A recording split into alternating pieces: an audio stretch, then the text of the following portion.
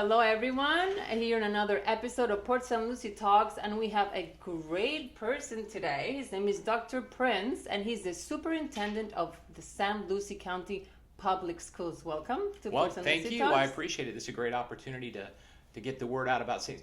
Lucie County Public Schools. So thanks for having me. Yeah, very, very welcome. We're going to tackle a lot of very important things, especially if you just moved here or I see a lot of people asking, oh, how are the schools? I want to move there. And they're like, not so sure about it. He will tell everything about it. And we are ranked very, very highly. Yes. I saw that from 69 districts, we are number 22. Yes, we were as high as 22. Actually, we're about 28 now. Okay. With regards to their 67 counties 67. in the state of Florida. And we've been as low as 59th. Wow. So we've made a lot of improvements. That's we're very a lot. happy with how we've done. Yeah, no, for sure. So, first of all, your leadership in education has been truly transformative. From the numbers say it. So, for our audience, could you share what first motivated you to pursue the career in education and how your journey led you to become the superintendent of St. Lucie Schools? Well, it's a great story. I grew up, my family didn't have a lot of money. I was one of 7 brothers and sisters. Wow. And I was not very close with my father. He was a small business owner. And all of my brothers and sisters worked in the family business. And some of my family didn't even graduate from high school. And as I was going through high school, I met a teacher. He taught science, and he almost kind of became a surrogate father to me. His name was Mr. Woolwine. And there's a movie called Willy Wonka and the Chocolate Factory. Yes. And he looked like Gene Wilder with wild hair. Oh, He was a Vietnam vet, flew helicopters. Wow. And I just gravitated to him. And I remember one day he said, where are you going to go to college? And I never even thought that I would go to college. I thought I was going to try to finish high school and join the family business. Right. And he really started me on a path of, you can do this. You're smart. You need to go to college. And I ended up going to the University of Florida and decided I wanted to be a teacher, just like Mr. Woolwine. And I became a science teacher. Yeah. And I wore a in white... middle school, sorry. Yes, You were yeah, a science teacher, yes. right? Yeah. And I wore a white lab coat like Mr. Woolwine. I carried a yardstick like Mr. Woolwine, and just modeled myself Right. after him. And then just took my journey further, went back and got additional college degrees and became an assistant principal and then a principal. And ended up here in St. Lucie County as deputy superintendent. And then That's great. after 7 years in that job, I became superintendent. That's great. I mean, you from starting elementary, then middle, then high school, and I saw, I read a lot about you, and I saw that you changed drastically all of these failing schools, and they became B schools. Well, you know what? At one time in my career, I'd been in 7 schools in 10 years. And almost all of those schools were DRF schools. Wow. And what I found in every single school, it was never a kid problem. It was always an adult problem and what adults thought about kids. Right. And no child rises to low expectations. And neither do adults either. Right, yeah. But in every single school, once you change what people believe about kids and kids can do, then you can make great changes and great strides in learning at Right. those schools. So that's kind of what the success that I've carried from school transformation to a district and how we've been able to move our schools here in St. Lucie County. That's great. Wow. So since you took office, our public schools have seen remarkable improvements. What milestones or initiatives are you most proud of that contributed to making our schools as great as they are? Well, I think the most important factor that says the health of a district is graduation rate. Now, when I arrived, and I've got to give some credit to my predecessor, Mr. Gent, he was the superintendent here for 7 years, and he brought me here as the deputy. We really focused on grad rate, and the graduation rate was about 74%, and now it's close to 95%. Yeah, that's So great. if you think about that, if you've got a graduating class of 3,000, that's 600 more students that are graduating every year. Wow, that's a lot. And that is transformational. And prior to that, if you were a child of color, Hispanic Right. or black, your graduation rate was in the 60s. And now yeah. we have no gap between our graduation rate between our black, white, and That's Hispanic great. students. It was something that was expected, right? Depending. Well, the bottom line is it takes a lot of work. It's hard to graduate in the state of Florida. You have to pass a math test. You have to pass a reading test. Right. And now all of our subgroups are graduating in the 90s. So that's, Wow, I think, that's the biggest success factor that we've had since I've been Right. here. Right, that's amazing. So your initiative leadership has driven significant advancements in our district. How have your past experiences shaped your approach to fostering excellence in education and strategies that were most effective in achieving those results? Well, I go back to my experience as a high school principal, and I believe that opportunity should be colorblind. And a lot of times, kids weren't afforded opportunities because they were discipline problems or they didn't come to school. Right. A lot of kids are discipline problems because they're bored. Yeah. And a lot of kids don't come to school because they're bored.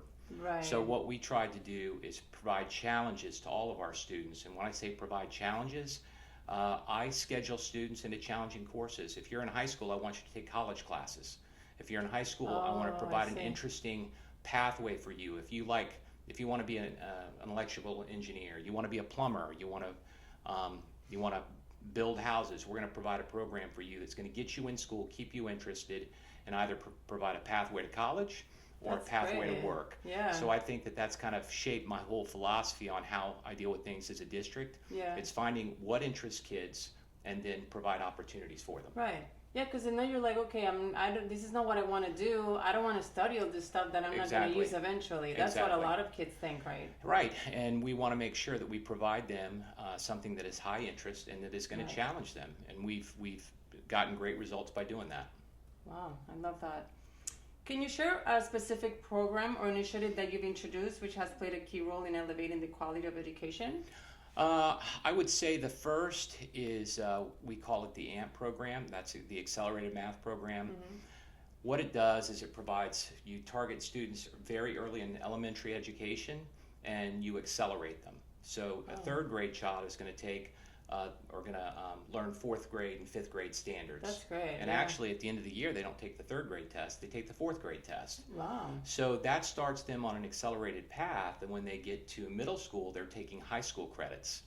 And when they go to high school, they're taking college credits. So to provide an example, my son went to Treasure Coast High, and he was very involved in what is called the ACE or Cambridge program. Okay. So he took about 10 college courses in high school, and if you pass 7 of those exams, you get Fulbright futures in Florida. So his entire college is paid.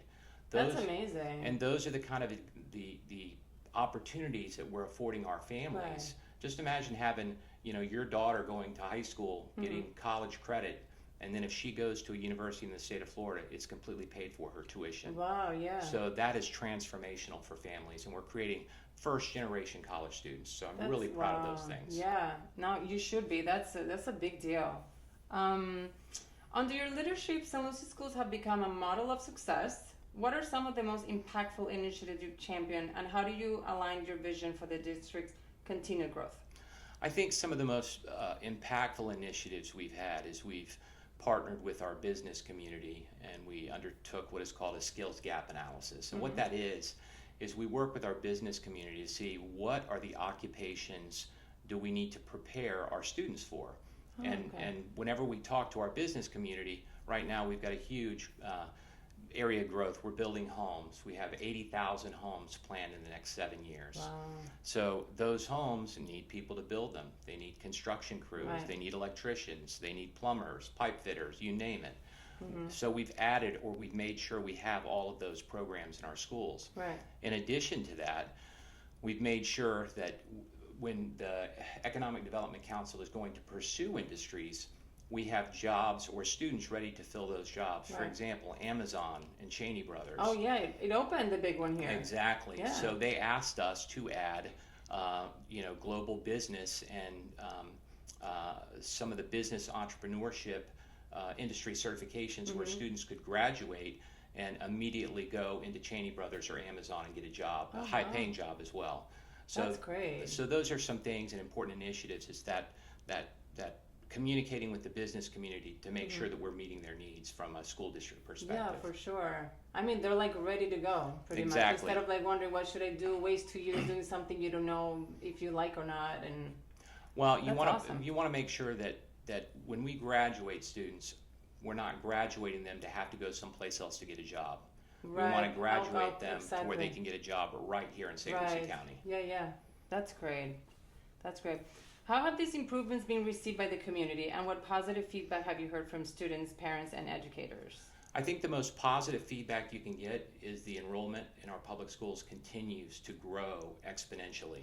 Right now we have 2,000 additional students this year that we didn't have last year. It's a lot of families moving here. Yes, Yeah.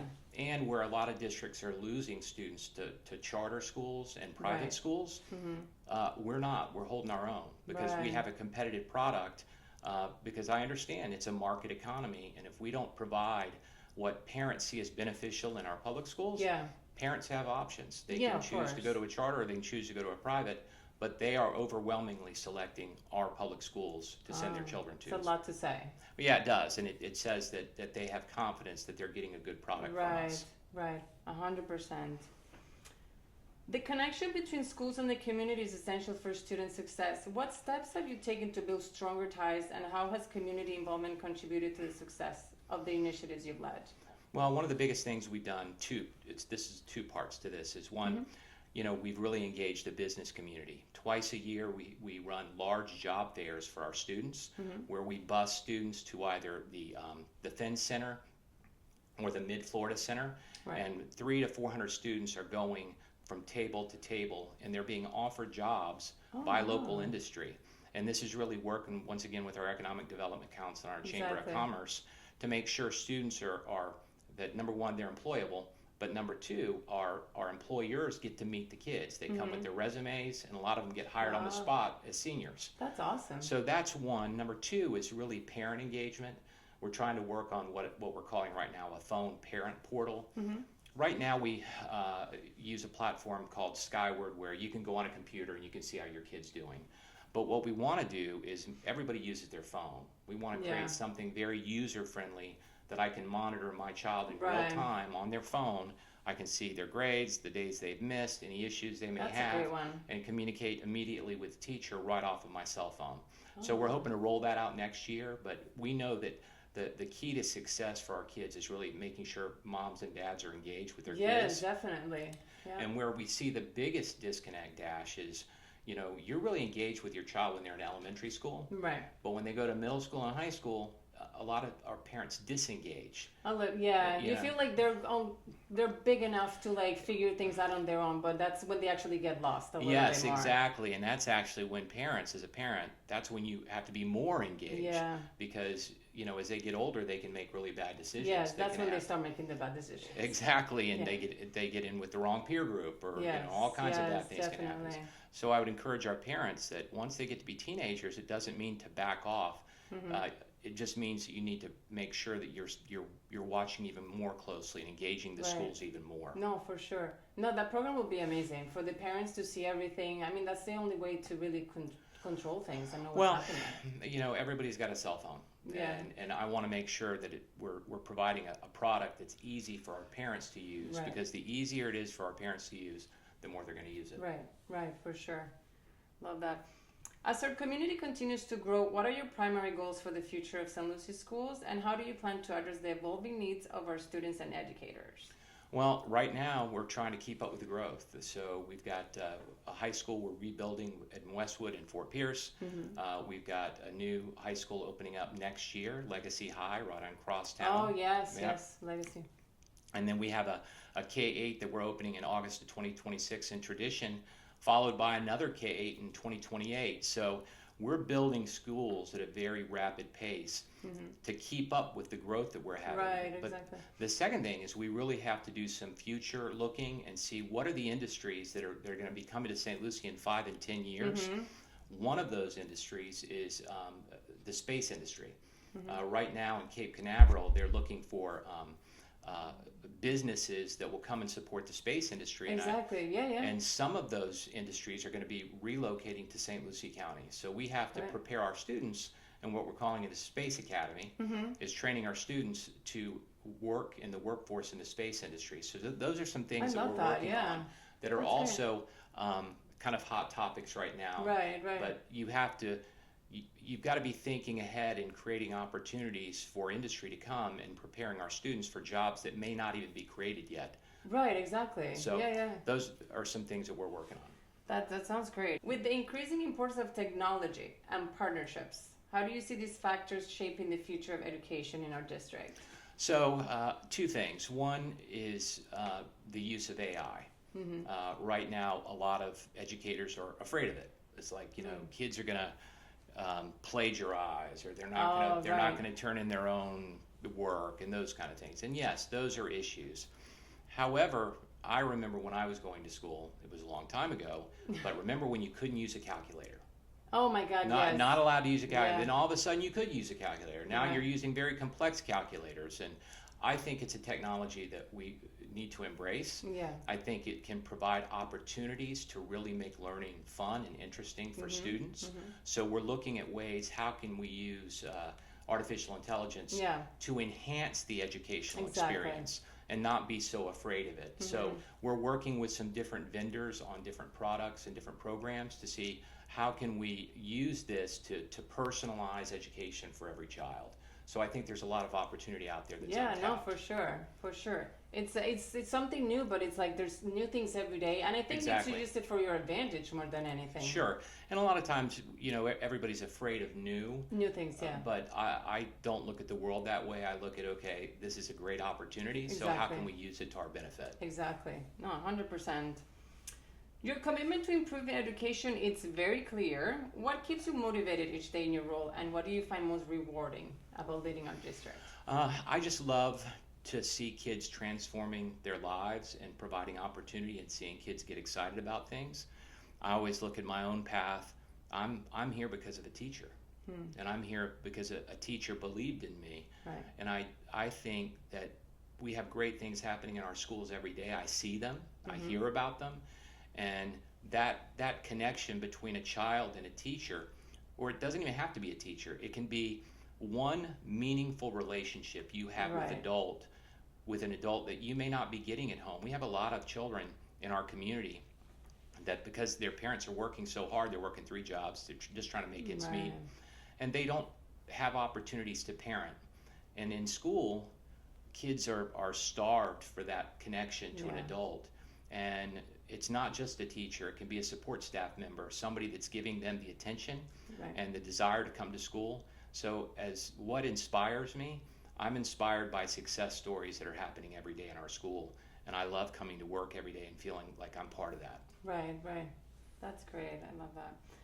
Can you share, talking about that, a memorable moment or success story that has reaffirmed your dedication to enhancing the education for students and teachers?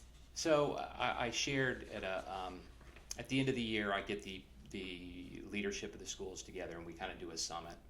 And I provided a couple of profiles in students where we interviewed students, and we talked about what made an impact in their life. And when you saw these students being interviewed, they're in their suits. Oh, and that's nice. And there were assumptions from a lot of the folks there that they were the valedictorian or the salutatorian. And in fact, the students were students that had stopped coming to school because of COVID, and they had almost flunked out of high school. And we got them re-engaged and caught up, and they graduated with their classes. And they were talking, one was going to go and be a bioengineer and had been accepted into a college. The other one was going to go get his real estate license. He wanted to sell real estate. But because of the relentless pursuit of these kids and re-engaging them from people at our school centers, these kids have a chance. And that's the kind of thing that when I see that and I share that and let people feel that, you see how public education can be transformational. It really can be. And it can transform lives, and it does every day. Yeah, no, 100%. Now that you mentioned COVID, how was that whole 2 years or so? How did you guys even manage all that? It was awful. I will tell you, it was because kids learn best when they're in front of teachers. They can't. Well, I'm going to reframe that. Some kids learn virtually, and that is a good option for them because the parents want to homeschool them, they want to support them at home, and I'm fine if they make that choice. But when kids that are not good at that are forced to do it, they disconnect. They need that socialization. I know my daughter loves school, but she loves school just not for school, but it's also she's around her friends. It's a socialization piece. And she went into a real deep depression as a teenager wow. during COVID, and she struggled. Right. So that was the biggest thing, is once the kids are coming back to school, they almost had forgotten how to socialize. You know? Yeah, a lot of people changed. Yeah. Yeah. And especially younger children, you Yeah. know, they don't have to socialize every day, then they have to, and then we were seeing a lot of discipline problems. So we're just finally overcoming those issues to where it's getting really back to normal, and where That's kids great. are having great experiences every day. Right, right. It's moving in a really, really positive direction. All right, your leadership has made a lasting impact on our schools. What advice would you offer to those aspiring to follow in your footsteps? Well, the first thing I would recommend is work for different people. A lot of times we're afraid of change, and people are afraid of getting out of their comfort zone. And I went kind of from school to school to school. Not necessarily my choice. I just got moved because I had a skill set that they wanted to use me in different places. Yeah, of course. But I kind of embraced that, and what I found was you will learn almost more from leaders that don't know how to do it, or they don't treat people the right way. Right. Then you'll learn how to do it. It's amazing if you. I work for a lot of people that were ineffective, or not. They weren't very competent. Right.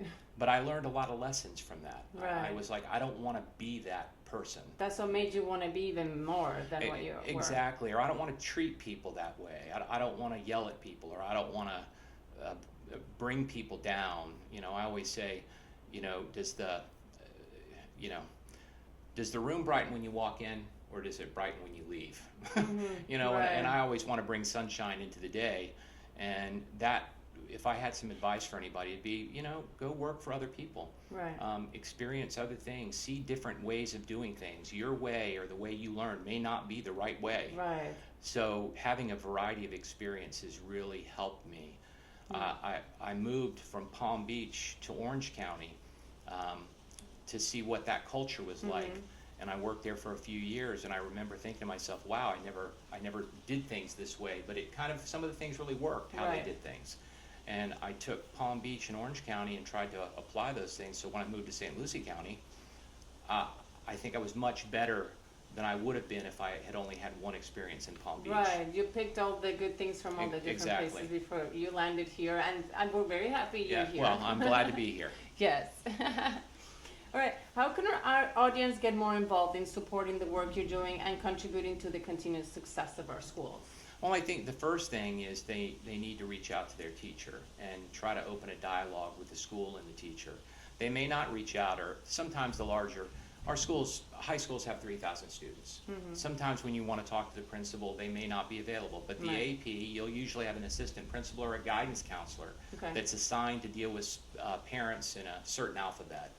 Reach out to that assistant principal or guidance counselor. Reach out to the teachers. I just encourage our parents to stay connected to the school. Right. And if your child has events at the school, it's so important for your parents to be there. Yeah. You know, our children are playing athletics, they're playing in the band, they're in clubs. It means so much to the kids when they're performing, or they're doing something, and the parent is And in the parents are in there, the yeah, audience. for So sure. those are important things that I would recommend. Amazing. Well, there you guys have it. I mean, you're doing an amazing job, and I'm very happy. I have a daughter myself, 4 years old, so I'm like really, looking forward to her going to all these amazing schools. We don't know yet which one, but Well, we'll get there. you now have a connection to the school district, and she's 4 years old. She's going to be 5 and entering kindergarten. Yes. And I hope, although you will have options, I hope that you choose St. Lucie County Public Schools as the destination option. Yes, for Because, sure. One thing I always say, I want school to be the best part of every child's day. No, and that's something we 100%. work to do. Yeah, 100%. Well, there you guys have it. Jon Prince, thank you so much for joining us in Port St. Thank Lucie you. Talks. And we'll see you guys in the next episode. I appreciate it. It was great to Thank be you. here. Thank you.